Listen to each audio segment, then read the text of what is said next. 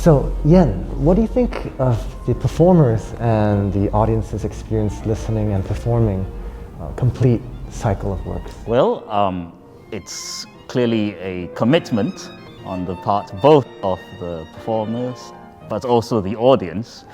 One of the things that make Beethoven particularly suitable for such a project, especially when you compare it with say Mozart or Haydn, is actually, curiously enough, it's good that he wasn't a prodigy in a funny way, kind of way, because his first published work, Opus 1, the 3 piano trios, that only came out in 1795 when Beethoven was already 25 years. So even though eventually there are works that are published where which were written when he was younger, you don't have the same kind of, for want of a better word, juvenilia, in the same way that, for Mozart violin sonatas, for instance, a lot of them date from when he was about 6, 7, or 8 years old. So I think there's a much more consistent level of quality there. Even this whole idea of performing cycles is a very modern thing, right? Actually, Albert, you were telling me earlier that back then when they did it, it was completely different.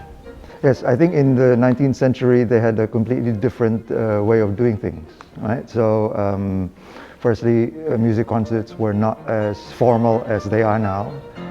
There were more informal occasions, and if they performed, it was never works presented completely. So when preparing to record our cycle, what are the other recordings of the complete Beethoven sonatas that have particularly inspired you? Should we like to share?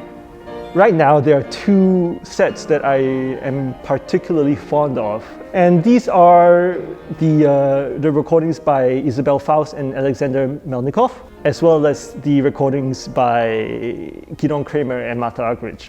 Well, firstly, I'm a huge fan of Gidon Kremer. I mean, to me, he represents someone who dares to make ugly sounds and just do something brave with the music that's not just about being perfect.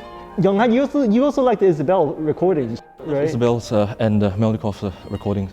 I grew up with whatever recordings was available then, and we didn't have any Spotify or YouTube, so I was bounded by what I have on my shelf. Well, my father was a violin teacher, so he likes Perlman, he likes the more sort of commercial recordings that were available then. So I grew up with listening to Perlman and Ashkenazi playing the sonatas. But as I grew, I discovered that as scores were available, UTEC scores were available, that you're able to get more scores that were faithful to the original markings of composers, and for Beethoven, you start to revisit the music again. Yeah, for me, for example, I was really inspired by how you decorated some of the repeats, which is absolutely so stylistically in the spirit that you don't play, or you don't necessarily have to play exactly as written, but you have the embellishments, especially in the exposition repeat, and it's really inspiring to hear. Especially when you do repeats, I think it mustn't just be an exact repetition, right? I'm sure during their day they did a lot more than what we're used to.